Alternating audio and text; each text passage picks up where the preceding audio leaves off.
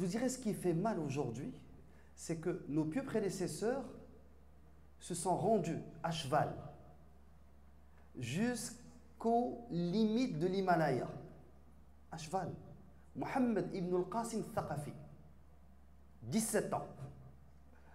D'ailleurs, la population de Sindh, plusieurs parmi cette population se sont convertis à l'islam, fascinés par ce jeune homme de 17 ans qui, à cheval, est venu de. Lui, c'est Thaqafi, hein, Taqif, le Qaba'il arabe, parmi les tribus arabes, mais son père l'a pris, il l'a emmené à Al-Basra, et son oncle, vous savez son oncle Al-Hajjaj ibn Yusuf Thaqafi, celui que tout le monde maudit, que tout le monde insulte.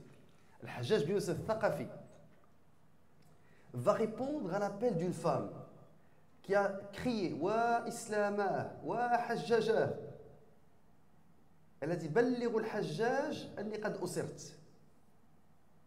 Une femme musulmane a crié dites à Al-Hajjaj que je suis maintenant esclave de pirates qui avaient intercepté un navire. Et Al-Hajjaj, il va envoyer 2 commandants. Les 2 vont être tués. Après, il va envoyer une armée de 12 000 combattants. À leur tête, son neveu, son petit-neveu de 17 ans, Mohammed ibn al-Qasim al-Thaqafi. C'est pour ça que, subhanallah, le docteur Afia Siddiqui, si vous la connaissez, elle a écrit une lettre de sa prison, cette femme docteur pakistanaise qui a été violée à répétition par l'armée américaine, qui a le cancer, dont les enfants étaient battus devant elle.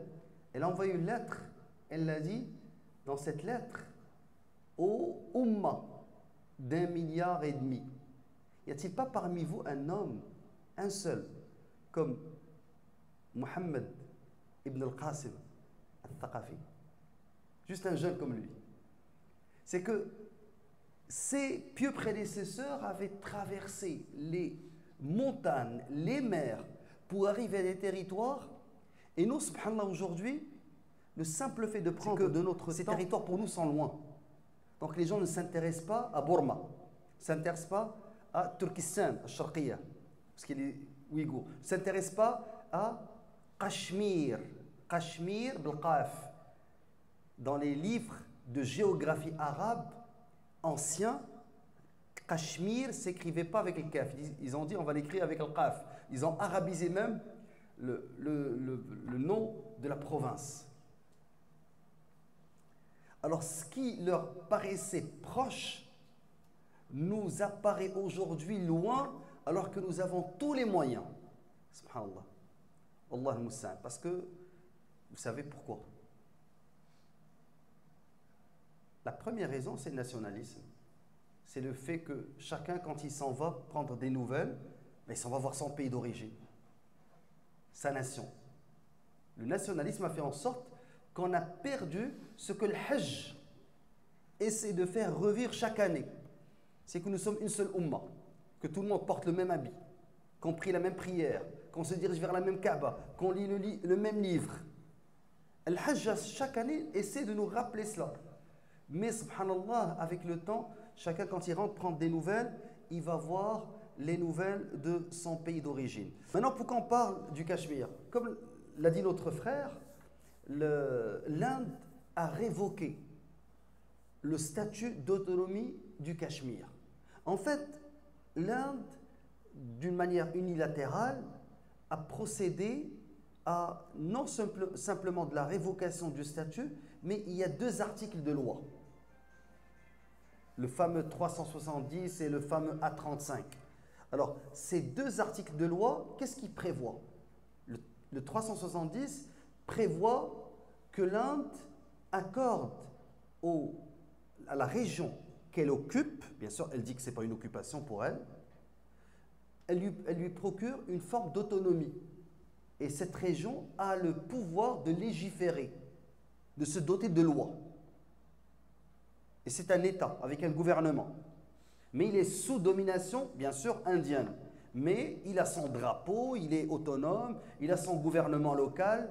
D'ailleurs, ce qui s'est passé maintenant, c'était prévisible.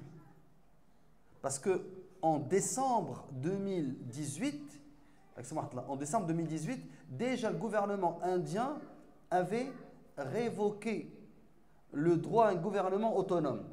Donc ça a été préparé. Les gens qui suivaient savaient que ça allait arriver.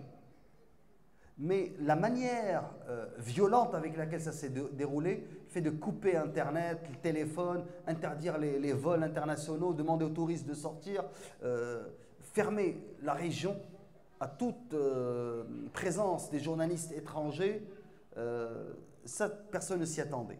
Mais sur le gouvernement du Bangladesh, la réaction avec ce qui s'est passé en Cachemire, Sheikha, je ne me rappelle même plus de son prénom, la présidente, la première qui est partie donner poignée de main à Modi, subhanallah, il est maudit. Son nom s'écrit M-O-D-I, mais c'est un M-A-E-D-I-T. Donc ce Modi, elle est partie lui donner une poignée de main pour lui dire ce que vous faites dans le Cachemire, c'est une affaire interne. On n'est pas concerné. Sauf qu'elle n'a même pas eu le temps d'aller lui donner une poignée de main que déjà les Émirats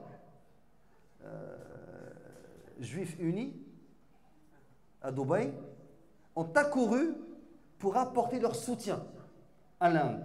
Nous apportons notre soutien à l'Inde contre le terrorisme au Cachemire.